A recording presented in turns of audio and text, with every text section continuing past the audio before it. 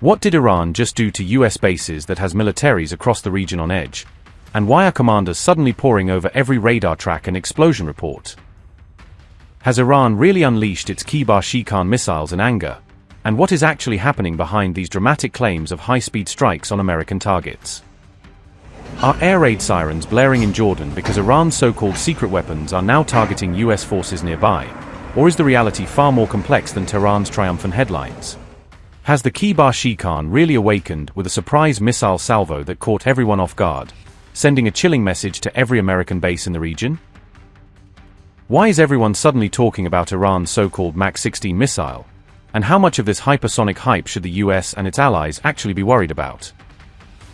Did an Iranian missile said to reach nearly 19,500 km per hour really light up the night sky in a deadly salvo? And what does that speed mean for US defenses on the ground? Amid a sharp Iran-US escalation, Iran's Revolutionary Guard has reportedly deployed Kheibar Shekan missiles against American bases, framing the launches as direct retaliation. On July 9th, Iranian state-aligned media claimed Kheibar Shekan missiles had been fired at US bases, pushing out footage and graphics to showcase the attack. Those claims came just hours after US airstrikes reportedly hit around 90 Iranian military targets, setting the stage for Tehran's promised response. Iranian outlets said the missiles were aimed at US facilities spread across Kuwait, Bahrain, and Qatar, signaling that all American footprints in the Gulf are now in the crosshairs.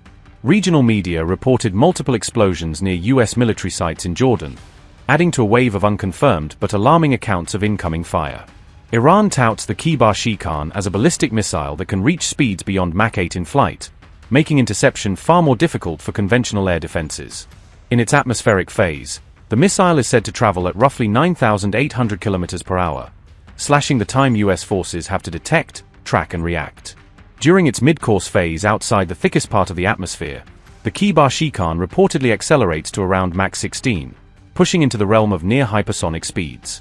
Mach 16 translates into an estimated top speed of nearly 19,500 km per hour, meaning the missile can cross hundreds of kilometers in just a couple of minutes.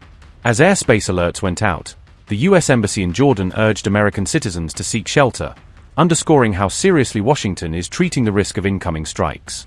Iranian media further claimed that US warships off the coast of Bahrain were targeted with cruise missiles, suggesting the salvo extended beyond land bases alone. Other reports said Iran launched waves of drones alongside the missiles, trying to saturate US defenses with a combined swarm of slow and ultra-fast threats.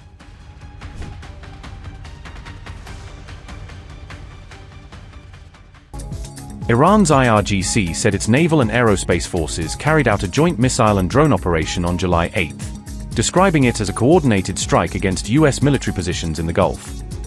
The IRGC claimed the operation targeted multiple US military bases across Kuwait and Bahrain, saying the attacks were aimed at key American military infrastructure in the region. The statement identified Camp Arif Jan and Ali Al Salem Air Base as the primary US military installations targeted during the operation inside Kuwait. The IRGC also claimed it struck Jafar Naval Base and Sheikh Issa Air Base in Bahrain as part of the same coordinated missile and drone assault. Iran's elite force claimed the attacks hit key infrastructure and operational facilities inside the targeted US military bases, though the claims remain independently unverified. The IRGC said the operation demonstrated that American military bases across the wider region remain within the range of Iran's missile and drone capabilities.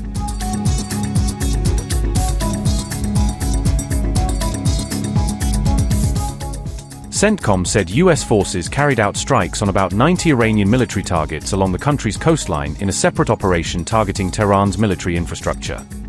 The US military said the strikes were intended to reduce Iran's ability to threaten commercial shipping and maritime security in the Strait of Hormuz. According to the US, the operation targeted Iranian air defense systems and coastal surveillance assets used to monitor and support military activity along the Gulf coastline. US officials said the strikes also hit missile and drone storage sites, naval capabilities, and military logistics hubs as part of a broader campaign against Iran's coastal forces. US CENTCOM said, and I quote, US Central Command, CENTCOM, forces completed an additional round of strikes against Iran, July 8th. To further degrade Iran's ability to attack commercial shipping and innocent civilian mariners in the Strait of Hormuz. US forces struck approximately 90 Iranian military targets including air defense systems. coastal surveillance assets, missile and drone storage sites, naval capabilities, and military logistics infrastructure along Iran's coastline. The latest strikes follow successful execution of offensive strikes in Iran the night before. CENTCOM forces hit approximately 80 Iranian military targets July 7th, including more than 60 Islamic Revolutionary Guard Corps small boats. To impose heavy costs for Iran violating the ceasefire by attacking 3 commercial vessels navigating the Strait of Hormuz. US forces remain vigilant, lethal, and prepared to execute operations directed by the Commander-in-Chief." Unquote.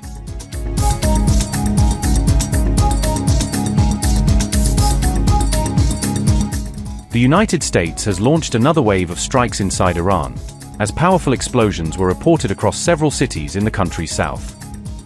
President Donald Trump says he personally ordered fresh retaliation after Iran targeted commercial shipping in the region. Iran has once again come under US attack, as Donald Trump warns that every future Iranian strike will be met with an even harsher response. Explosions have rocked Bushehr and Jask, with reports suggesting fresh US military action deep inside southern Iran. Donald Trump has now vowed a 20-to-1 retaliation policy, promising overwhelming force for every Iranian attack. We just hit them very hard, and I say we hit them 20-to-1. Every time they hit us, we're going to hit them 20. And we did it last night. They did a little something today, but it was really retribution for last night. They hit actually 3 boats, not 2. And when they hit, we hit back much harder. Are we returning to a full-scale military conflict, sir? I don't know. I don't know. We're winning very quickly.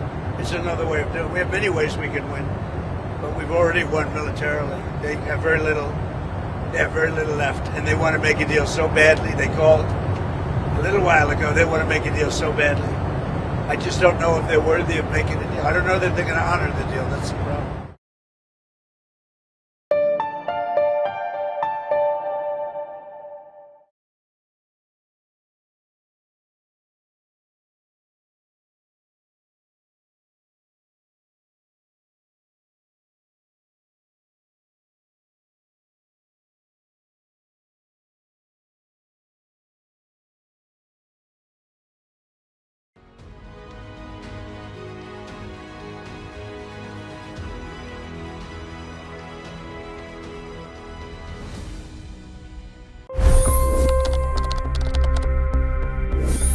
$25 crore गरीब गरीबी को परास्त करके बाहर निकले। For the good of our nation, let's work together and let's truly make America great again. The fastest news breaks. Requested PM saying that look, you will have to speak to Putin and to Zelensky. The biggest news makers. The relationship with India is probably the most important bilateral relationship the US will have for the rest of this century. The capital delivered quite an election result today. Expert analysis. The million-dollar question today is how to stop this dance of death. Ground reports. I'm standing at the crossroad of the Kumbh Mela. Behind me are more than 100 entry guards. Long-form interviews. Exclusionary politics is reflected in Manipur case as well. You don't bother because this is a small state.